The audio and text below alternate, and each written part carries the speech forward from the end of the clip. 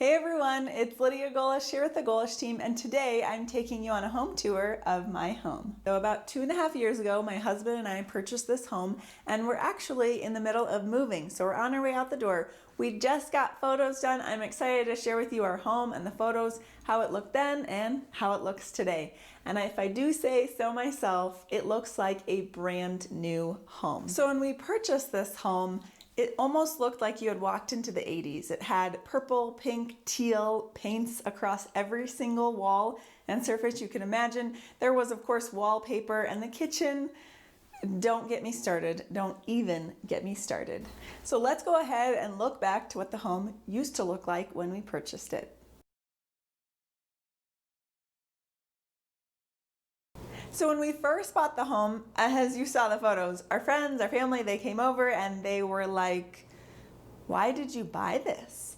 And the truth of the answer is everything about this home that we couldn't change, we loved. We loved the location, right? In real estate, we talk about location, location, location all the time. We truly love the location. We love the space that it provided. There were a couple of other homes that we were looking at that just didn't have the right space, but this one did, which was really great.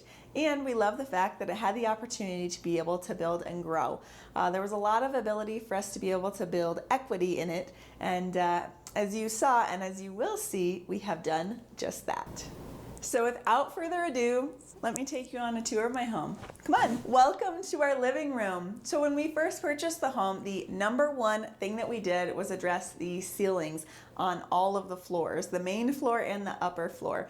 On the main floor, the popcorn ceiling was the worst I've ever seen. And I've bought and sold a lot of homes and helped my clients through the transaction process where they've had popcorn ceiling and still do have popcorn ceiling. I, for one, don't have anything wrong with popcorn, but ours, to this day, was the worst popcorn I've seen. A lot of my clients, they have popcorn that's really well kept, nicely painted, in good condition, good and bright, and ours was completely the opposite of that. It was yellow, it was literally falling off the ceiling, there was dirt and cobwebs, it created these really dark shadows, and so we went ahead, before we moved anything in, took the time to de-popcorn it, retexturize and paint it, and it made a world of difference. It's so nice and bright in here, and I'm so thankful that we did it, and that we did it when nothing was in the house yet, because man, I'll tell you, that was quite a dusty job.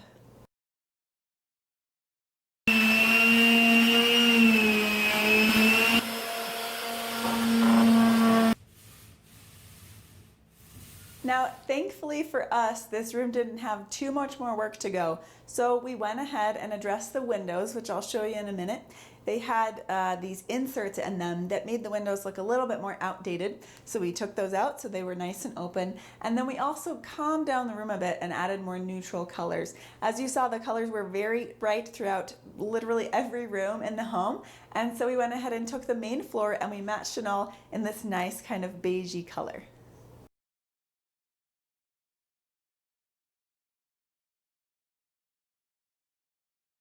Now let me show you the dining room. Here in our dining room, we continued the beige within the paint throughout the main floor. And again, we took out the inserts out of the windows, popcorn ceiling, but we also went ahead and adjusted the light, which made a really big difference because it really brightened up the room. A lot of the lighting in the house, because it hadn't been updated, wasn't LED, wasn't nice and bright, and it did really make our space quite dark. And so it's a good thing to remember that even just changing something as simple as a light in your house will make a world of difference. You might have noticed in our living room we also added window treatments, and that's one thing I didn't talk about there that I do want to mention here. Again, we talked about lighting being a great feature that you can add that really changes the room, and window treatments are just that as well. For our window treatments, we went ahead and added them from the ceiling to the floor, which for us felt like it had a lot more height in the ceiling and made it feel like a lot more open in space. It also allowed that fabric to take up more room and modernize the space a bit without having to do too much work to the windows themselves.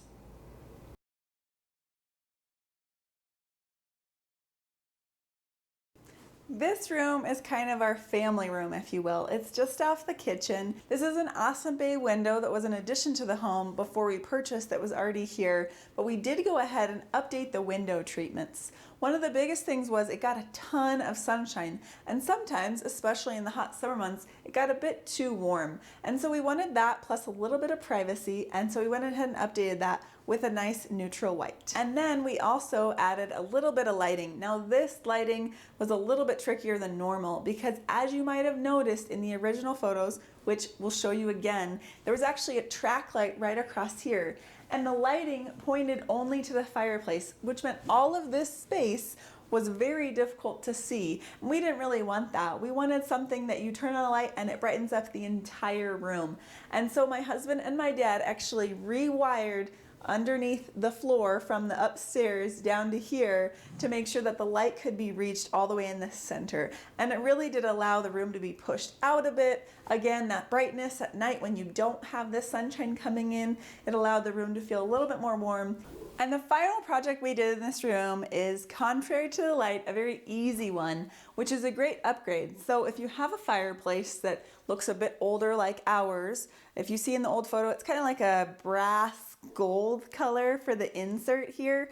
I went ahead and just went on to Home Depot, or you can go Amazon or Lowe's or your favorite improvement store, and you can buy a cover for the fireplace. We just did a plain black one, but the before and after on it is pretty shocking. At least it was to me. What a world of difference it makes. For just $100 or $2, you can really change an entire fireplace space.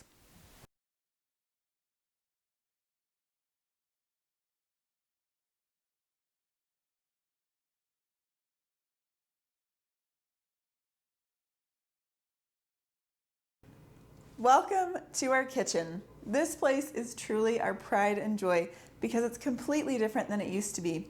Let's take another look. As you can see, a world of difference. So let's go ahead and start right behind me and wrap around to you. So where I'm sitting right now is where our original fridge used to be, and right behind me is the door to the garage. So you come in from the garage, imagine you have a couple of groceries in hand, you walk in and you literally have to turn and shimmy with your groceries because the fridge came out to about here. So what we did was we moved the fridge over to the other side of the kitchen, and then from there was about a 9-inch cabinet between where the fridge and the stove was. We went ahead and obviously extended that space out to what you see right here, which makes it really nice because the 9 inches that we had there wasn't really enough space to cook or chop or prep something while you were baking and cooking. Now we have this awesome space, and not only does it look awesome, but it's very practical in the way in which you can cook in your kitchen. So it's definitely a double win. Let's talk cabinets. Obviously, one of the first things that we took out and placed in were our cabinets. Now for us, our cabinets were really at the end of their life. I know from the looks of it, it doesn't really seem so, but the integrity of the inside of the drawer in the cabinet, the wheels of the cabinet, and the hinges on the door, it was just getting to be a little bit too old. Plus, the space of our kitchen was going to be changing. It's not like we were just going to go ahead and update what was already there. We were expanding and making things bigger, which meant we needed more cabinets. And so if we needed to buy some new cabinets, it just made sense for us to buy all new cabinets. So we went ahead and got a standard white cabinet that worked really nice. The finish on it is wonderful, and we went ahead and accented it with some chrome hardware.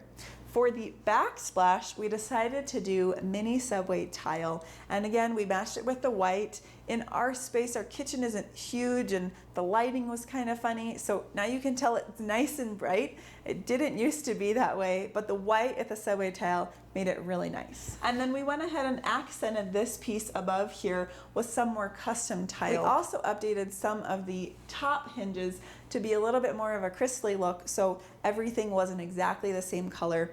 It gave it, between the two of them, a bit more depth and variety. Let's talk countertops and sinks. Because we were putting in brand new countertops, we did want to go ahead and do an underlay on the sink. Also took the cabinet underneath, improved the integrity so we could take what is normally the space for a 30-inch sink, and we made a 33-inch sink.